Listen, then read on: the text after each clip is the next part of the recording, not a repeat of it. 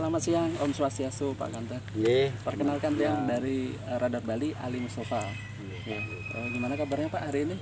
Ya, Asungkare, alhamdulillah saat ini saya masih sehat Pak. Ali. Astunggara. Terus dalam kondisi COVID seperti ini, apa aja aktivitasnya sekarang Pak? Ya, Asungkare juga, alhamdulillah di saat katakanlah zaman COVID istilahnya ya. Yeah. Saya sendiri juga termasuk warga Desa Bengkale dan Kolok. Yeah. Syukur-syukur juga khusus warga Kolok ini pemerintah kan juga memberi bantuan. Yeah. Syukurnya itu kan artinya sampai Desember ini juga tidak lupa juga menerapkan apa namanya protokol kesehatan setiap mau kemana untuk menjaga, dan juga penting sekali protokol kesehatan itu disadarkan kepada orang-orang yang peduli dalam artian ya pakai masker, cuci tangan dan jaga jarak, itu kan harus itu kan. Ada kendala Pak untuk apa ya mengajari mereka, maksudnya memberitahu mereka untuk taat pada protokol kesehatan terutama dalam kondisi COVID sekarang. Di dalam ya itulah kadang-kadang perlu kesabaran ya memberikan penjelasan kepada mereka, karena sudah melihat juga mereka itu di TV bahwa banyak orang yang meninggal, mungkin dia juga takut sehingga gampang akhirnya dalam hal ini khusus dalam COVID kamu harus begini loh, kalau tidak begini nanti kalau sakit dan sebagainya gimana, akhirnya dia otomatis dan juga aparat desa pun tidak terlepas juga ikut membantu menyadarkan, karena masyarakat di Bengkale ini yang saya sering bilang sudah 80% memahami bahasa isyarat lokal, sehingga bukan mutlak saya sendiri yang memberikan sosialisasi tentang ini, tentang COVID ini gitu. Iya, Pak Kanten ini kan bisa disebut sebagian banyak orang lah Profesor Kolok. Bagaimana sebutan itu bisa muncul, itu ceritanya gimana Pak? Waduh, memang Pak, secara akademis saya memang malu loh saya dibilang punya predikat profesor itu ya. Sebenarnya predikat itu diberikan oleh Plipmas, dalam artian Plipmas itu adalah forum layanan iptek kepada masyarakat. Adapun organisasi Plipmas itu adalah seluruh Indonesia, ada yang dikomandani oleh dosen ITB yang namanya Profesor Sundani. Beliau itu memang Profesor Yil itu. Kalau saya kan mungkin profesor ahli kolok beneran gitu. Bukan, dia itu ahlinya ahli kimia. Oh, ahli kimia. Ahli farmasi spesifiknya. Cuma beliau yang nyebutin saya seorang profesor. Karena apa? Karena dianggap oke lah untuk komunikasi dengan orang Kolok di Bengkale itu sudah biasa pakai kode. Kemudian ada orang asing datang yang bisa tuli juga bisa.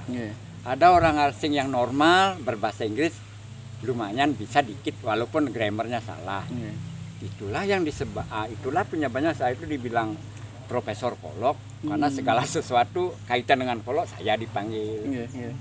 Begitu juga ada pembinaan dari mana pasti saya selalu menerjemahkan. Atas dasar itulah saya dibilang Profesor Kolok. Dari sisi akademis sendiri pendidikan Pak Kante itu apa sebenarnya? Wah, kalau dibilang sangat opposite istilahnya, opposite apa istilahnya.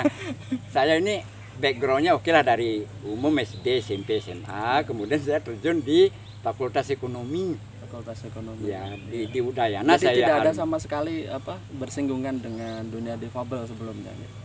Iya, sebenarnya kalau khusus di Bengkale ya, karena apa? Dari dulu orang tua saya ya terus terang aja sering minta bantuan kepada orang tua tuli bisu, artinya kalau di sini dalam artian sangat membaca dan sebagainya, sehingga saya itu oleh orang-orang Kolok zaman dulu dianggap bos kecil gitu loh. Sehingga mereka lebih dekat karena mungkin merasa orang tua saya membantu bapaknya Kante gitu loh. Orang tua saya dibantu tetapi hanya memberikan makan aja. Saat membajak di sawah, menanam apa, selalu orang tua Kolok itu saya suruh, bapak saya minta tolong, hanya dikasih makan, uang tuh enggak dikasih. Itu dasarnya kan. Terus saya bersinggungan dengan orang-orang sampai SMP, SMA, dan saat-saat tertentu pulang ya otomatis, wih bos kecil datang. populasi Kolok sendiri di Bengkale berapa persen sekarang Pak? Kalau saat ini Dari jumlah karena populasi ya dari jumlah populasinya ini paling tinggi 1,7%.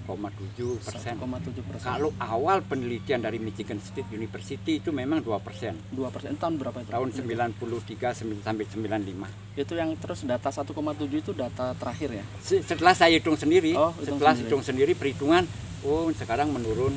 Nah menurunnya ini disebabkan satu, saya juga kurang pas memahami karena setelah hitung ya sekian ya. Iya. Cuma istilahnya sudah ada saran.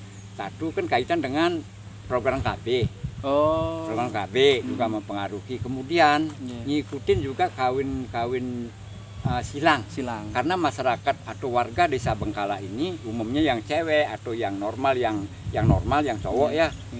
Sudah bisa kawin silang dalam artian bukan di sini aja kawinnya, bukan di Bengkale aja. Bukan di Bengkale aja kawin. Artinya cewek bisa keluar, yang cowok bisa ngambil. Otomatis keturunannya jadi normal ya. Jadi kemungkinan karena kalau lingkungan di Bengkale saja kawin menurut publikasi dari tim riset dari Michigan itu kan karena faktor gen penyebab kalau di sini gitu. Mungkin itu penyebabnya sehingga itu berkurang. Dari populasi Bengkale sendiri berapa sih Pak? Sekarang cuma 40 orang dengan jumlah kakak itu ada 11 sekarang. Karena kemarin sudah ada yang meninggal sehingga kan harus bilang kakaknya. Oh gitu. Terus untuk pemberdayaan teman-teman Kolok sendiri ini sejauh mana Pak? Kan kita lihat terutama saya juga baca pendidikan mereka kan juga masih rendah ya, masih sangat rendah. Terus agar mereka itu bisa minimal berdikari sendiri gitu, apa yang dilakukan oleh pemerintah desa atau mungkin ada kontribusi dari Pak Kanta sendiri kepada teman-teman Kolok ini? Begini ya, jadi khusus untuk pemberdayaan sebenarnya sudah dari dulu banyak katakanlah pemerintah ya, baik dari provinsi, kemudian pusat lah katakan kabupaten, sebenarnya dari pihak pemerintah sudah sangat memperhatikan orang-orang Kolok di Bengkale dalam artian bagaimana caranya untuk meningkatkan katakanlah kehidupan mereka di bidang ekonomi. Padahal di sana kan harus ada peningkatan ekonomi tidak lepas dengan pendidikan kan. Betul.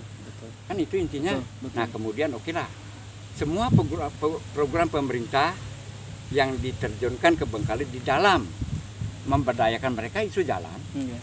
Cuma seolah-olah maaf aja ini karena seolah-olah terpaksa saya selaku pendamping bisa melaksanakan, bisa jalan, cuma kontinuitas ke depannya itu agak berkurang karena dia tidak hobinya ke sana. Nah lantas belakang-belakangan kembalilah. Nah sehingga saya berpikir di samping ya harus katakanlah dari pendidikan dulu biar memahami baca tulis hitung, karena harus ditekankan kepada regenerasi Kolok. Tanpa pendidikan susah nanti bergaul, kita susah menulis tidak bisa bagaimana. Punya teman mau ngomong kira bersaing kan itu ya, akhirnya itu hanya itu kontribusi saya menyadarkan mereka. Dan akhirnya oke lah, setelah saya pikir harus tahu dulu hobinya mereka, kesenangannya mereka itu apa. Setelah itu baru kita kalau ada yang membina katakanlah memberdayakan, kita sampaikan match darinya gitu loh. Sehingga kayak sekarang contohnya tenun itu jalan dengan baik, pembuatan jamu jalan, buku yang dipabel jalan, itu loh, peternakan jalan. Lalu yang lain mungkin memang pernah pembuatan tempe tahu, mesin juga ada. Sudah hobi hilang. Susah. Betul. Kembali ke Pak Kante ini. Apa yang melatar belakangi Pak Kante itu ya punya kontribusi untuk teman-teman Kolok sendiri gitu. Apa namanya, dari hati nih. Kenapa Pak Kante begitu perhatian lah bahasanya kepada teman-teman Kolok sendiri? Nah, begininya di sanalah saya sendiri tidak paham kenapa gitu loh. Cuma saya tadi udah bilang karena dari awal saya dibilang bos kecil. Karena saya gampang komunikasi otomatis. Setiap mereka datang masa dia mau nanya apa saya tinggalin, kan tidak mungkin. Intinya dari hati. Dari hati sehingga saya dia mau tanya selalu saya jelasin.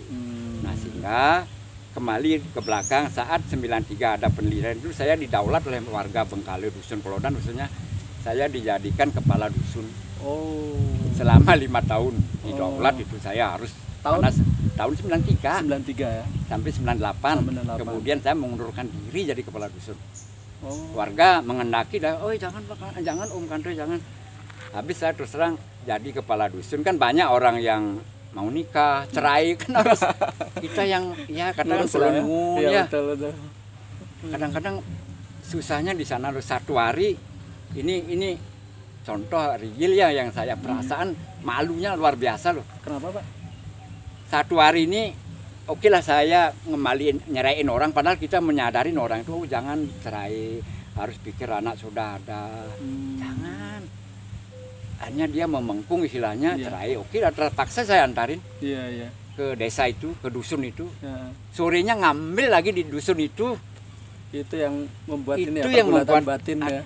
Hati batin saya agak, aduh kok begini jadi kepala dusun. Berontak lah ya Pak ya. Akhirnya saya mungkin di samping ada pekerjaan lain ya, saya malu selalu mewakilin zaman itu kan, karena ada peneliti asing ya, harus dibantu karena diminta oleh Prof. Ide Bagus Oke zaman gubernurnya itu, tolong dibantu ini Pak Kades, orang-orang asing ini di dalam penelitian, kan saya harus nanganin itu. Warga sekarang ada nganten minta tolong, saya selalu mewakilin kepada kepala dusun yang lain, tolong bantu selesaikan, ada orang kawin. Nanti saya dibilang makan honor kita, menyebabkan saya perasaan. Itulah saya berhenti jadi dusun. Nah itulah ceritanya. Nah lantas kenapa lagi? Karena kalau sendiri ya itu dah selalunya minta informasi kepada saya gitu loh. Dan dipilih sendiri sampai saat ini dipilih sebagai ketua paguyuban, kan kalau sendiri yang memilih saya. Gitu ya.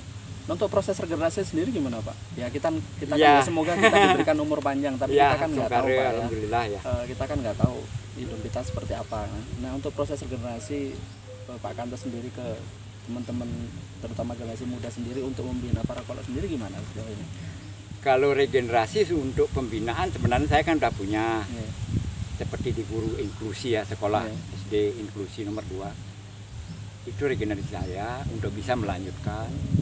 Sedangkan kalau yang lain di seluruh penduduk Bengkale yang normal lah katakan, sudah tidak masalah gitu loh. Tetapi khusus kalau bidang katakanlah pemerintah memberikan sesuatu ingin dibina, itu yang menjadi masalah. Itu ya syukurnya saya sudah punya, itu intinya. Gitu. Mudah-mudahan lah bisa berjalan melanjutkan. Kebetulan saya masih ada kan, saya selalu dampingin. Sepanjang terus terang aja begini, kalau menangani orang bisu tuli tanpa ada rasa sosial lebih banyak di dalam bekerjanya, susah. Terus terang boleh tanyakan. Sebab segala sesuatu yang akan kita kerjakan itu belum tentu mendapatkan hasil. Iya betul Pak. Apalagi kalau nggak ada isinya ngedumel aja jadinya. Iya jadinya ngedumel. Kalau nanti dikasih uang mungkin ternyata enggak, kan ngedumel. Betul. Contohnya begitu, sehingga ikhlas lah kalau jalanin aja menurut saya. Tapi orang kan beda dengan prinsip saya. Itu yang mungkin menyebabkan Bapak dapat sebutan lokal hero mungkin ya? Bukan, karena saya lokal hero-nya di bidang cerdas, kategori cerdas, karena saya menginisiasi dengan orang Eropa dari Belanda untuk membuat sekolah gitu. Tujuannya biar anak-anak bisu tuli di Bengkala itu memahami baca tulis hitung, itu fungsinya. Itu utamanya. Nah terus nih Pak, harapan Bapak nih ke depan kepada para pihak nih terkait dengan keberadaan warga kolot sendiri di sini gimana? Misalnya kepada pemerintah ya agar mereka itu tetap merasa diperhatikan, bagaimanapun banyak persoalan yang akan dihadapi ke depan. Kira-kira apa nih? Jadi begini ya, harapan saya kepada pemerintah, otomatis karena pemerintah dalam hal ini sekarang mungkin mulainya zamannya Pak SBY sudah ada rencana untuk menyetarakan di Papel seluruh Indonesia, kan artinya baik normal di Papel akan disetarakan. Kemudian kan ada aturan atau undang-undang yang sudah dirancang. Kemudian zamannya Pak Presiden Jokowi, undang-undang di Papel itu kan sudah ada, artinya di Papel itu setara dengan yang normal. Sehingga sekarang tergantung harapan, artinya mudah-mudahan lah undang-undang itu bisa berjalan, dan rasanya sudah ada yang dijalankan itu. Ya, intinya tidak ada diskriminasi. Yang intinya tidak ada diskriminasi normal kan dan itu. difabel adalah sama. Ya, khusus untuk di Bengkale informasi tambahan bahwa mungkin seluruh dunia dijadikan di sini apa namanya? Pilot project. Model, dijadikan model. Role model gitu ya. Role model apa istilahnya? Karena apa? Difabel, ya. Karena mereka sendiri udah lihat langsung Iya. bahwa interaksi normal dan di Sutuli itu tidak ada bedanya. Iya. Bu juga di adat, istilahnya di saat ada upacara apa difungsikan mereka. Yang penting kan itu Pak, jadi tidak ada rasa minder kan? Mindernya tidak ada, rasa minder tidak ada. Itu yang penting. Ketika Karena ada rasa minder itu muncul kadang di saat komunikasi tidak nyambung. Iya, betul. Itu menurut saya. Luar biasa Pak perbincangan kita kali ini. Meskipun pendek tapi banyak makna di sini. Ya, Terima kasih banyak sebelumnya Ya, Pak. terima kasih sama-sama. Iya.